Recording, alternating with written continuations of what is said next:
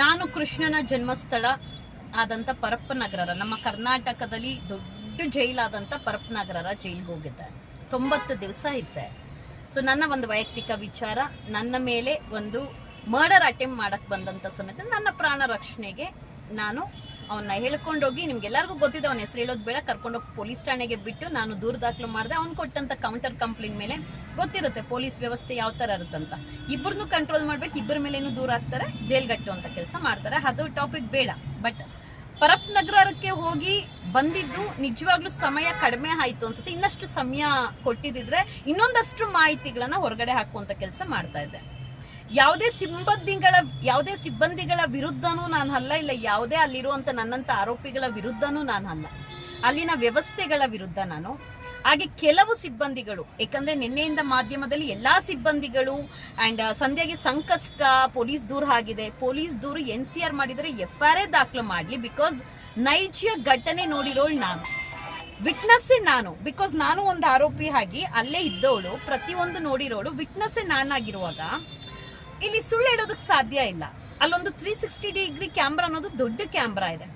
ಅಲ್ಲಿ ನಡೀತಾ ಇರುವಂತ ಅಕ್ರಮಗಳು, ಇಲ್ಲಿ ನಾವು ಜೈಲಿನ ವ್ಯವಸ್ಥೆ ಸರಿ ಇಲ್ಲ ಅಂತ ಹೇಳಿ ವರ್ಷಕ್ಕೆ 3 ಬಾರಿ ಎಲ್ಲಾ ಮಾಧ್ಯಮಗಳಲ್ಲಿ ನೋಡ್ತೀರಿ. ಏನಂತ, ಮೆನ್ಸ್ ಬ್ಯಾರಕಲ್ ಮೊಟ್ಟೆ ಸಿಕ್ತು, ಮೊಬೈಲ್ ಸಿಕ್ತು, ಗಾಂಜಾ ಸಿಕ್ತು, ಮತ್ತೊಂದು ಸಿಕ್ತು ಅಂತ.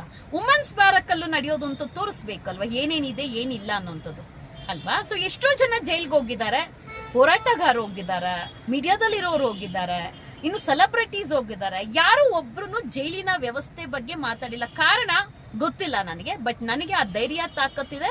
ಸತ್ಯವನ್ನು, ಅದು ಜೈಲೇ ಆಗಿರ್ಲಿ ಹೊರಗಡೆನೆ ಆಗಿರ್ಲಿ, ಎಲ್ಲಿ ಅಲ್ಲಿ ಅನ್ಯಾಯ ಎಲ್ಲಿ ಖಂಡಿಸ್ಬೇಕೋ ಅಲ್ಲಿ ಖಂಡಿಸುವಂತ ಕೆಲಸ ಅದು ನಾನು ಮಾಡೇ ಮಾಡ್ತೀನಿ.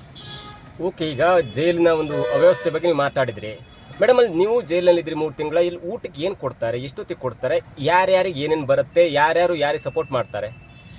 ಊಟಕ್ಕೆ ಜೈಲಲ್ಲಿ ಇರುವಂತ ಎಲ್ಲಾ ಆರೋಪಿಗಳಿಗೆ, ನೈಜೀರಿಯನ್ಸ್ಗೆ ಏನ್ ಆಫ್ರಿಕನ್ಸ್ ಅಂತ ಇರ್ತಾರೆ, ನಾನ್ ಇಂಡಿಯನ್ಸ್, ಅವ್ರಿಗೆ ಸಪರೇಟ್ ಫುಡ್. ಅಂದ್ರೆ ಅವ್ರಿಗೆ ಬೆಳಗ್ಗೆ ಹೊತ್ತು ಬ್ರೆಡ್, ಮೊಟ್ಟೆ, ಹಾಲು ಈ ತರ ಎಲ್ಲ ಕೊಟ್ರೆ, ನಮ್ಮ ಇಂಡಿಯನ್ಸ್ಗೆ ಒಂದು ಕಾಫಿ ಕೊಡ್ತಾರೆ, ತಿಂಡಿ ಕೊಡ್ತಾರೆ. ಅವ್ರಿಗೆ ತಿಂಡಿನೂ ಅದನ್ನು ಕೊಡ್ತಾರೆ, ಬಟ್ ಅವ್ರಿಗೊಂದ್ ಚೂರ್ ಎಕ್ಸ್ಟ್ರಾ.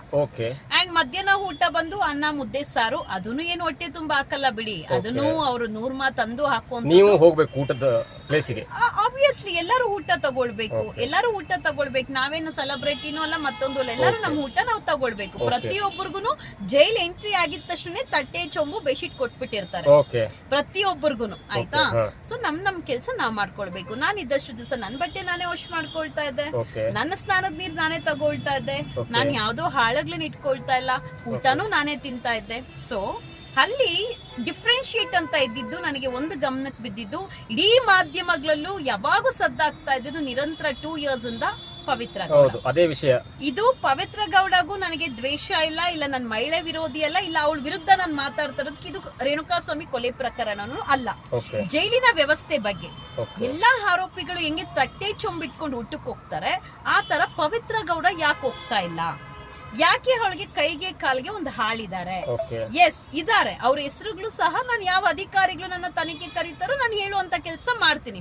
ಬಿಕಾಸ್ ಜೈಲ್ ಒಳಗಡೆ ಏನೋ ಒಂದು ಸರ್ಚ್ ಬರುತ್ತೆ, ಇನ್ಸ್ಪೆಕ್ಷನ್ ಬರುತ್ತೆ, ಒಂದು ತನಿಖೆಗೆ ಬರ್ತಾರೆ ಅಂದ್ರೆ ಯಾವ ರೀತಿ ಆದಂತ ಅಲ್ಲಿ ತಯಾರು ಮಾಡ್ಕೊಳ್ತಾರೆ ಆರೋಪಿಗಳಿಗೆ, ಯಾವ ರೀತಿ ಬೆದರಿಕೆ ಇಟ್ಟಿರ್ತಾರೆ, ನೀವೇನಾದ್ರೂ ಮಾತಾಡಿದ್ರೆ ನಿಮ್ಮ ಮೇಲೆ FIR ದಾಖಲು ಮಾಡ್ತೀರಿ ಅನ್ನೋಂಥದ್ದು ಎಷ್ಟು ಎದುರಿಸ್ತಾರೆ ಅನ್ನೋಂಥದ್ದು ಗೊತ್ತಿದೆ.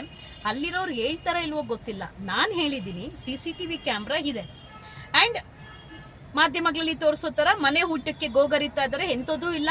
ಅವರು ಜೈಲು ಊಟ ತಿಂದಿರುವಂತದ್ದು ನಾನ್ ನೋಡಿಲ್ಲ. ಸ್ಟಾಫ್ಗೆ ಸಪರೇಟ್ ಊಟ ಬರುತ್ತೆ, ಜೈಲಲ್ಲಿರುವಂತ ಆರೋಪಿಗಳಿಗೆ ಮೆಡಿಸಿನ್ ಫುಡ್ ಬರುತ್ತೆ.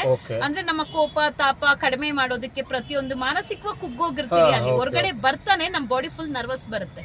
ಬಿಕಾಸ್ ಇದು ನನಗೂ ಅನುಭವ ಆಗಿದ್ದು. ಜೈಲಿನ ಸಿಬ್ಬಂದಿಗಳಿಗೆ ಸಪರೇಟ್ ಊಟ ಬರುತ್ತೆ, ಆ ಊಟ ಅವಳಿಗೆ ಹೋಗ್ತಾ ಇದ್ದಿದ್ದು ಪವಿತ್ರ ಗೌಡಗೆ. ಅಂಡ್ ಬಟ್ಟೆ ಒಗ್ಯಕ್ ಒಬ್ರಿದ್ದಾರೆ, ನೀರ್ ತಂದು ಕೊಡಕ್ ಒಬ್ರಿದ್ದಾರೆ, ಬಿಸಿ ನೀರ್ ತಂದು ಕೊಡಕ್ ಒಬ್ರಿದ್ದಾರೆ, ಲೈಬ್ರರಿನ ಅವ್ರ ಪರ್ಸನಲ್ ಟಾಪಿಕ್ ಚರ್ಚೆ ಮಾಡಕ್ ಇಟ್ಕೊಂಡಿದ್ದಾರೆ. ಬೇರೆ ಆರೋಪಿಗಳು ಹೋದ್ರೆ ಪೇಪರ್ ಓದ್ಬೇಕು, ಬುಕ್ಸ್ ಓದ್ಬೇಕು, ಬರ್ಬೇಕು, ಏನಾದ್ರೂ ಮಾತಾಡಿದ್ರೆ ಇಲ್ಲಿ ಮಾತಾಡಬೇಡಿ ಅಂತ ಹೇಳ್ತಾರೆ. VC ಕೋರ್ಟ್ ಅಂತ ಇದೆ, ವಿಡಿಯೋ ಕಾನ್ಫರೆನ್ಸ್ ಕೋರ್ಟ್.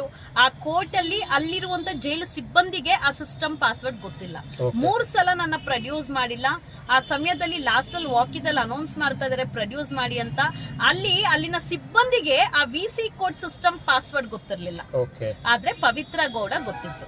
ಅವಳು ನಂದು ಸಿಸ್ಟಮ್ ಪಾಸ್ವರ್ಡ್ ಹಾಕ್ಬೇಕಾಗಿತ್ತು. ತಿಳ್ಕೊಳ್ಳಿ ಎಷ್ಟು ವ್ಯವಸ್ಥೆ ಕೆಟ್ಟಿದೆ ಅಂದ್ರೆ, ಆರೋಪಿ ಗೊತ್ತಿರುವಂತ ಪಾಸ್ವರ್ಡ್ ಅಲ್ಲಿನ ಸಿಬ್ಬಂದಿಗೆ ಗೊತ್ತಿಲ್ಲ. ಅದನ್ನ ಪ್ರಶ್ನೆ ಮಾಡ್ದೋಗ ಕೊನೆಗೆ ನನ್ನ ಕೋರ್ಟ್ ಇದೆ, ನನ್ನ ಕೇಸ್ ಇರೋದಂತ ಗೊತ್ತಾದಾಗ ಅವಾಗ ಅವಳು ಹಾಕಿಲ್ಲ ಪಾಸ್ವರ್ಡ್, ಹೋಗ್ಬಿಟ್ಲು. ಆಗ ನಾನು ಜೈಲಿನ ಸಿಬ್ಬಂದಿ ಮೇಲೆ ಜಗಳ ಮಾಡಿದೆ. ಇದು ನಿಮ್ಮ ಡ್ಯೂಟಿ, ನಿಮ್ಮ ಕೆಲ್ಸ. ಒಬ್ಳು ಪವಿತ್ರ ಗೌಡ ಅನ್ನೋಂತವಳು ಆರೋಪಿ ನನ್ನಂತಾನೆ ಬಂದು ಅವಳ ಕೈಲಿ ಪಾಸ್ವರ್ಡ್ ಇದೆ ನಿಮಗ್ ಗೊತ್ತಿಲ್ಲ ಅಂತ ಆ ಸಮಯದಲ್ಲಿ ಅವರು ಒಂದು ಬುಕ್ ಅಲ್ಲಿ ಬರ್ಕೊಳ್ಳುವಂತ ಕೆಲಸ ಮಾಡಿದ್ರು.